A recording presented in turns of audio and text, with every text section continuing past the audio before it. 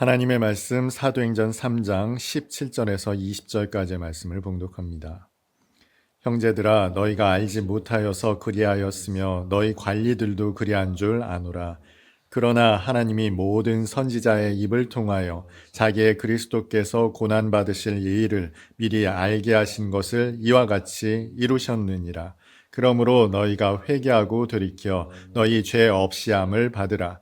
이같이 하면 새롭게 되는 날이 주 앞으로부터 이를 것이요 또 주께서 너희를 위하여 예정하신 그리스도 곧 예수를 보내시리니. 아멘. 오늘 말씀은 마치 베드로가 설교를 듣는 사람들을 달래듯이 말합니다. 너희가 몰라서 그런 줄 내가 안다. 그런데 그 다음에 나오는 말씀은 납득하기 어려운 내용이죠. 하나님께서 미리 알게 하신 그 일을 이루셨다 이야기를 하고 있어요. 이 미리 알게 하신 일, 이루신 일이 도대체 무엇입니까? 그리스도께서 고난을 받으실 것, 죽임을 당하실 것에 대한 일입니다. 성경은 그리스도에 관해 이야기하죠. 구약의 전체가 그리스도께서 어떻게 우리 가운데 임하셔야 하는지 그 필연성에 대해서 역설하고 있어요. 게다가 그 그리스도께서 받으실 고난을 이야기하고 있습니다. 그런데 그 일을 하나님께서 이루셨답니다. 하나님께서 이루셨다. 자, 이 내용만 놓고 보면 이런 결론을 내릴 수 있습니다. 하나님께서 이 모든 일을 작정하셨다는 거죠. 그러니까 너희는 회개하고 돌이켜라. 구약으로부터 그리스도께서 받으실 고난 하나님께서 미리 알게 하신 내용이죠. 그리고 그것을 이루신 분도 하나님이십니다. 그러면 이 모든 책임 하나님께서 져야 하지 않겠습니까? 그런데 너희가 회개하고 돌이키라는 겁니다. 마치 그 책임이 베드로의 설교를 들은 사람들에게 있는 것처럼 몰아붙이고 있는 것 아닙니까? 왜 베드로는 이런 설교를 하고 있는 것일까요? 이것은 우리가 하나님의 예정에 대해서 오해하고 있기 때문에 그렇습니다. 아마 신앙생활을 조금 해보신 분이라면 예정론에 관해 들어보셨을 거예요. 아마 이런 방식으로 이해하고 계신 분들이 많으실 거예요. 하나님께서 미리 구원받을 사람과 또 유기될 사람을 예정해 놓으셨다. 그 과정에서 하나님께서 악을 조장하셨다라고까지 결론 내리신 분들이 계실 겁니다. 왜 그렇습니까? 왜 굳이 하나님은 에덴 동산에 선악을 알게 하는 나무를 만드시고 그 나무 열매를 먹지 말라고 하신 것인가? 그러니 귀책 사유도 하나님께 있지 않은가? 이렇게 생각하시는 분들이 많으실 거예요. 하나님께서 모든 문제의 근원이시다. 그러니 하나님께서 해결하셔야 된다. 이런 생각 가지고 계십니까? 이것은 우리가 이 모든 하나님의 창조에 대해서 오해를 하고 있기 때문에 그래요. 성경 창세기 1장 1절은 이렇게 시작합니다. 하나님이 천지와 만물을 창조하셨다. 그런데 말씀 가운데 선행되는 조건이 있습니다. 그것은 바로 태초에입니다.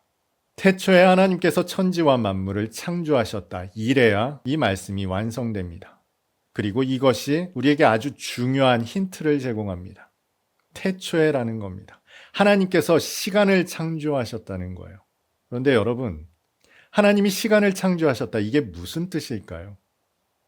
사실 시간이 무엇인지 우리는 정확하게 인식하지 못합니다. 그저 우리의 노화를 보면서 강산이 변함을 보면서 인식할 뿐이지 그 시간이 무엇인지 아무도 정의할 수가 없어요.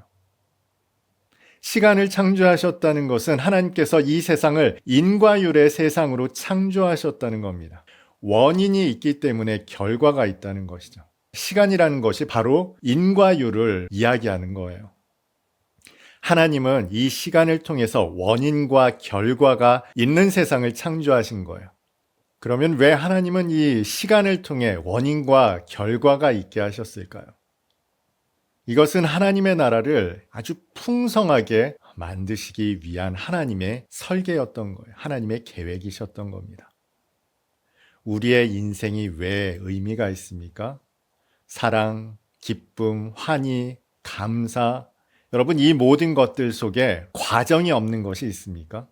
과정 없이 여러분이 풍성하게 누리는 것이 있던가요? 아름답고 찬란하게, 기쁘게, 사랑하게, 충만하게 누리는 이 모든 것들에는 과정이 있더라는 겁니다.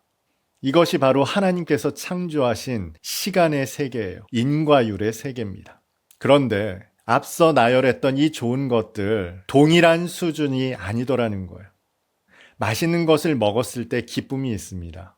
새 생명이 탄생했을 때의 기쁨도 있죠. 그런데 이 두 가지 기쁨이 같은 수준입니까? 아닙니다. 한 생명이 태어났을 때의 기쁨은 비교할 수 없는 차원이 다른 기쁨이죠. 그리고 보니 기쁨, 희락, 환희, 감사, 사랑 이 모든 것들에는 수준이 있더라는 거예요. 우리의 기쁨은 인내를 통해서 그 수준이 달라지고요. 우리의 사랑은 헌신을 통해서 그 수준의 차이가 나타납니다. 하나님은 이 수준의 차이를 통해서 풍성한 하나님의 세계를 경험케 하셨습니다. 누리게 하셨다는 거예요. 그런데 바로 여기에서 문제가 생겼습니다. 이 수준의 차이는 분명 하나님께서 당신의 나라를 풍성하게 하시는 방식이었는데 인간이 왜곡하기 시작했다는 거예요. 시편에 이렇게 기록하죠. 천사보다 조금 못하게 하셨다. 원문에 따르면 하나님보다 조금 못하게 하셨다라고 번역하는 것이 적절합니다. 분명히 수준의 차이가 있어요. 그런데 하와는 받아들이기를 거절했습니다. 뱀이 유혹했을 때 지혜롭게 할 만큼 탐스러운 선악과를 따먹고자 했습니다. 하나님과 같아지고 싶었다고요. 수준의 차이를 인정하기를 거절했다는 겁니다. 하나님께서 여러 제사를 주셨어요. 그러니 가인과 아벨이 제사하는 법을 알았죠. 그러나 그 제사에 수준의 차이가 있었습니다. 가인은 그 수준의 차이를 용납하지 못해 범죄하고 말았죠.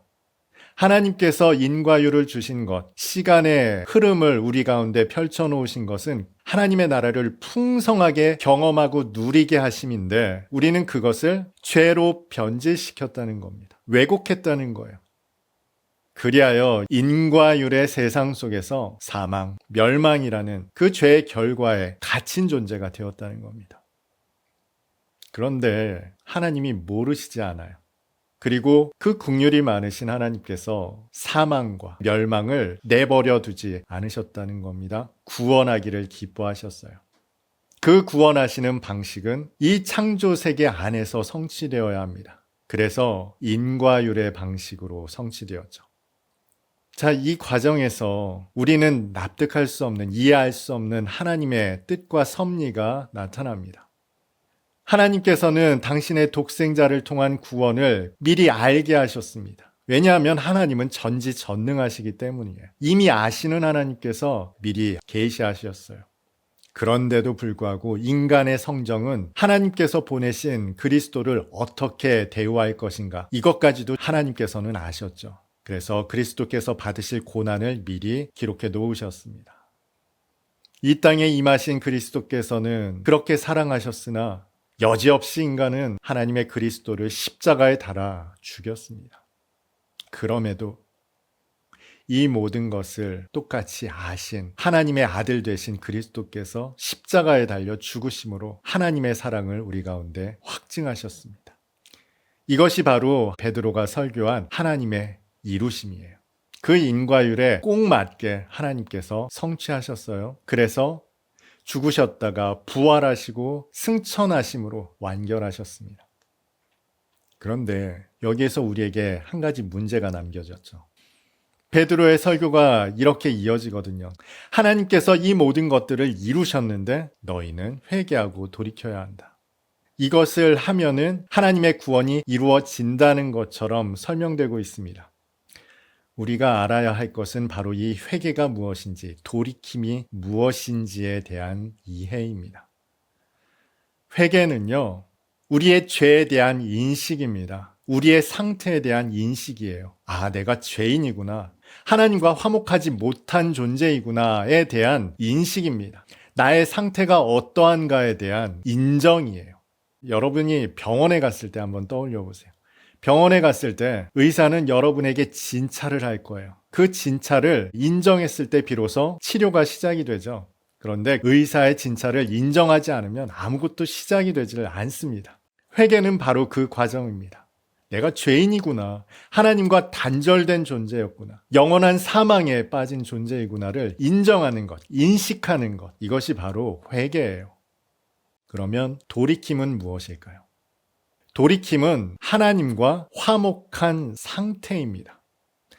혹시 이전의 설교를 기억하시는 분들이라면 여러분 죄가 뭐라고 설명을 드렸습니까? 우리의 상태라고 설명드린 바가 있어요.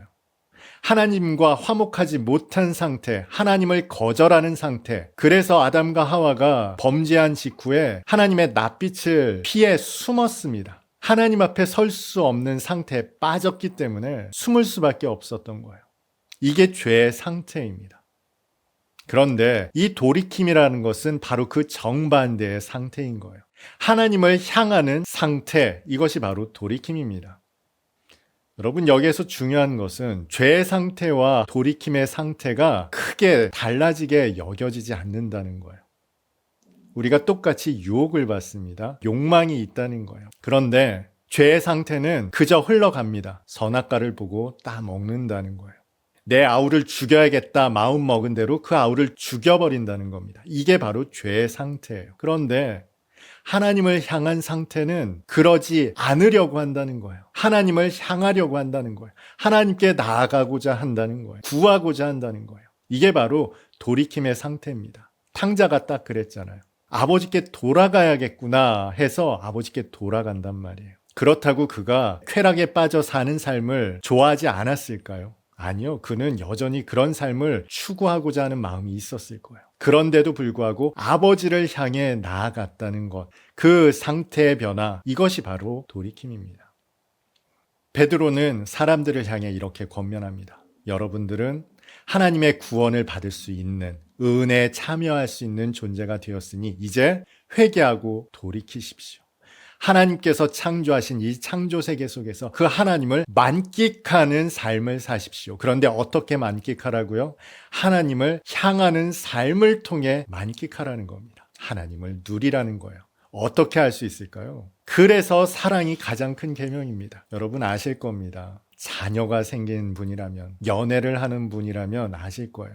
그 맛있는 음식 내 배에 들어갈 때 기쁘던가요? 아니면 자녀에게, 사랑하는 사람에게 그 입에 들어갈 때 기쁘던가요? 왜 주님께서 이웃을 사랑하라 하셨는지가 바로 여기에 있어요. 모든 사랑이 나를 향하고 있다면 그 사람은 아직 돌이킴이 무엇인지, 하나님의 창조 세계를 누림이 무엇인지 잘 모르는 사람입니다. 이 세상이, 매체가, 영상이 이야기하는 바가 무엇인지 한번 떠올려 보십시오. 나를 이야기하고 있을 겁니다. 나의 자존감을 높이는 것, 나를 기쁘게 하는 것, 행복하게 하는 것, 모든 언어가 나를 향하게 되어 있어요. 심지어 찬송까지도 그렇죠. 그런데 하나님의 나라는 그렇지가 않습니다. 주님께서 이렇게 말씀하셨어요. 형제를 위하여 죽는 것보다 더 큰 사랑이 없습니다. 여러분, 하나님 나라를 누리는 것은 내 뜻이 관철되어 누리는 나라가 아니에요. 내가 죽어서 하나님 나라가 이루어집니다. 이것이 하나님을 가장 풍성하고 높은 수준으로 누리는 하나님 나라의 삶입니다. 그래서 우리는 하나님의 나라를 인정하는 회개에 이르러야 합니다. 그리고 하나님께 돌이킴으로 누리는 삶을 살 수 있어야 합니다. 하나님 나라를 가장 풍성한 방법으로 살아갈 수 있는 오늘 예배드린 저와 여러분 다 될 수 있었으면 정말 좋겠습니다.